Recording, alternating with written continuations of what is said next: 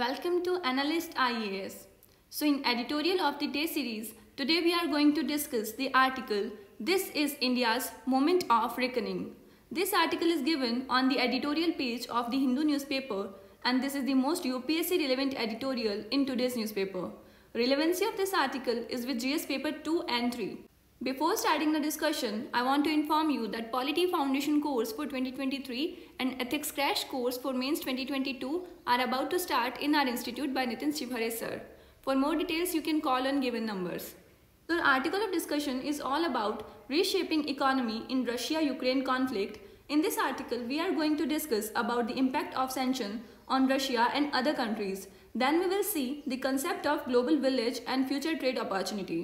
And lastly, we will see how social harmony can help in economic development.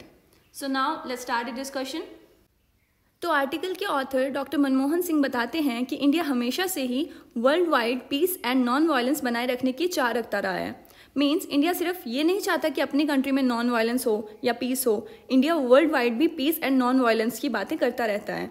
जैसे कि आप जानते हैं कि जब कोल्ड वॉर जैसा एरा आया था तो रशिया एंड यूएस एक दूसरे के अगेंस्ट खड़े हो गए और बाइपोलर वर्ल्ड बन गया था. एक साइड में यूएस और उसके अलाइज एंड दूसरे साइड में रशिया एंड उसके अलाइज.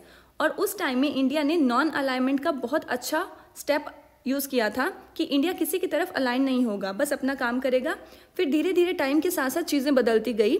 इंडिया की बाकी कंट्रीज़ के साथ कनेक्टिविटी इंक्रीज होती गई, इंटरडिपेंडेंसी बढ़ती गई बाय ट्रेड. आयरनी ये है कि world wide peace and non violence भी ट्रेड की वजह से ही रहता है और सबसे ज़्यादा वॉर भी इसी ट्रेड के कारण होते हैं. तो इंटरकनेक्टिविटी या इंटरडिपेंडेंसी के आने से ये माना जाने लगा कि शायद अब वॉर जैसी सिचुएशंस को वर्ल्ड में कहीं नहीं देखा जाएगा. लेकिन रशिया यूक्रेन कॉन्फ्लिक्ट ने लोगों के इस भ्रम को तोड़ दिया है.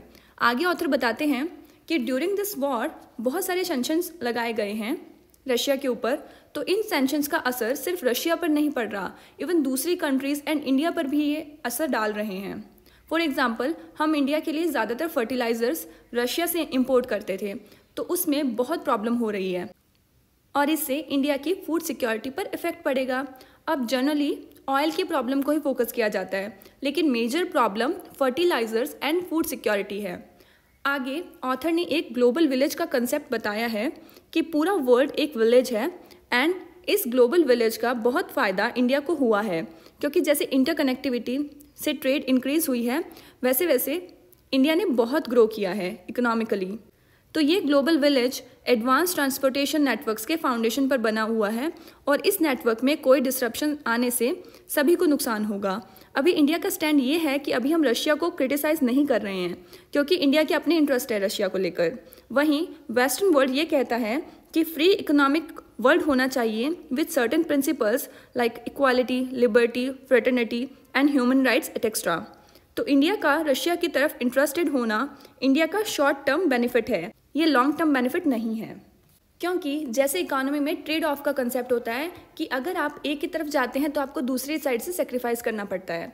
तो इंडिया का रशिया में इंटरेस्ट इंडिया के लिए वेस्टर्न मार्केट अपॉर्चुनिटीज़ को कम कर सकता है in future.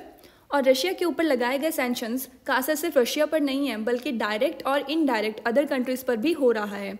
For example, Egypt में वीट की कमी आ रही है, जर्मनी में गैस की प्रॉब्लम हो रही है और इंडिया में फर्टिलाइजर्स की प्रॉब्लम हो रही है. और भी कंट्रीज़ को ये चीज़ें इफ़ेक्ट कर रही हैं. तो इस सारे सिनेरियो में इंडिया को क्या करना चाहिए? तो इंडिया ने हमेशा से पीस एंड नॉन वायलेंस की बात करी है, तो हमें अभी उसी रास्ते की तरफ आगे बढ़ना है.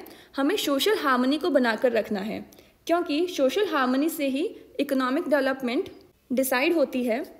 तो इंडिया के बेस्ट इंटरेस्ट के लिए यही ज़रूरी है जियो इकोनॉमिक कंडीशंस को बनाए रखने के लिए सोशल हार्मनी बनाई जाए, क्योंकि जिस कंट्री में सोशल हार्मनी नहीं होती वहाँ पर इकोनॉमिक डेवलपमेंट भी नहीं हो पाती. तो ये था हमारा आज का editorial, this is India's moment of reckoning. So that's all for today. Stay connected for more such important videos.